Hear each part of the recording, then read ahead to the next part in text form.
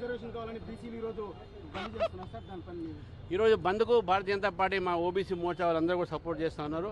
నేను కూడా అక్కడ ఫస్ట్ స్టేట్మెంట్ ఇచ్చింది నేనే. అయితే ఈ బంద్ మాత్రం కాంగ్రెస్ పార్టీ తీసుకున్న విధానం ఏతుందో బీసీల ఒక పేరు మీద రాజకీయాలు చేసి వాళ్ళకు అన్యాయం చేస్తున్న విధానం మీద మీ బంద్ మేము సమర్థిస్తున్నాం.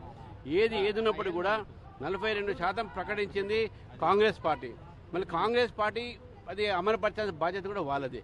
కామారెడ్డి డిక్లరేషన్ తర్వాత బీసీలకు చేసింది శూన్యం.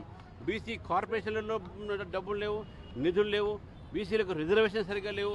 కాబట్టి తెలంగాణ ప్రభుత్వం దీని మీద దృష్టి పెట్టాలి. ఈ బంద్కు పూర్తిగా సక్సెస్ అవుతా ఉన్నది, పూర్తిగా మద్దతు పలుకుతా ఉన్నది. జూబ్లీ హిల్స్ ఉప ఎన్నికల్లో భారతీయ జనతా పార్టీ మంచి మెజార్టీతో గెలుస్తుంది. అక్కడ ఉన్నటువంటి ఎంఐఎం క్యాండిడేట్ కాంగ్రెస్ టికెట్ మీద పోటీ చేస్తున్నాడు కాబట్టి ప్రజలు గమనిస్తూ ఉన్నారు.